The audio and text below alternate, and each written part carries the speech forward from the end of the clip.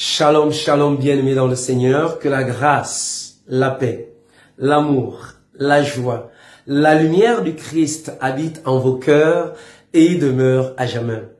Louons le Seigneur, bénissons-le en ce 5e dimanche du temps de Carême de l'année liturgique A, parce qu'il a daigné renouveler en chacun d'entre nous son souffle de vie. Disons-lui merci, parce qu'il nous permet de vivre notre méditation dominicale qui porte le titre de « Comme Lazare, sors de ton tombeau ». Si tu sors de ton tombeau, c'est pour avoir part à la vie éternelle. Oui, bien-aimés dans le Seigneur. Les textes de ce dimanche nous manifestent la souveraine puissance de Dieu qui se matérialise en Jésus-Christ et par Jésus-Christ.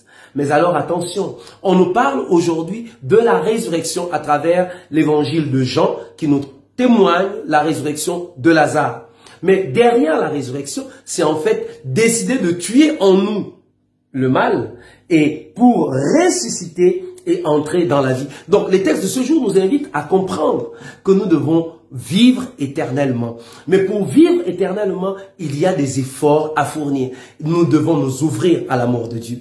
Pourquoi? Parce que nous dira le livre d'Ézéchiel, donc dans la première lecture, ceux qui sont en exil, parce qu'Ézéchiel compare ceux qui sont en exil à Babylone à des personnes qui sont dans le tombeau. Être dans le tombeau, c'est déjà être mort. Et là, il dit, Dieu lui-même viendra ouvrir nos tombeaux. Pourquoi? Pour nous redonner la vie.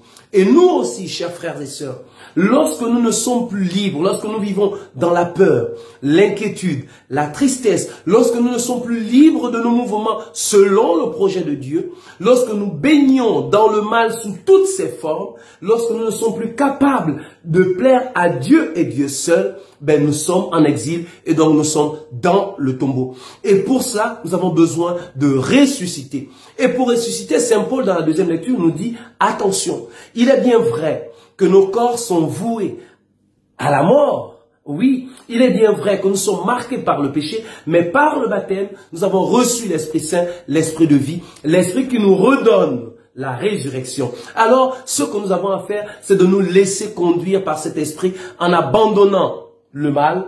Et lorsqu'on abandonne le mal, nous sortons de nos tombeaux pour entrer dans le bien qui est la vie éternelle. Prions donc les uns pour les autres. Demandons au Seigneur la grâce de sortir de nos tombeaux sous toutes leurs formes pour ressusciter à la vie éternelle pour sa plus grande gloire et le salut de chacun d'entre nous. Loué soit Jésus-Christ à jamais. Que le Seigneur vous bénisse et vous accorde de passer un fructueux dimanche, lui qui est Père, Fils et Saint-Esprit.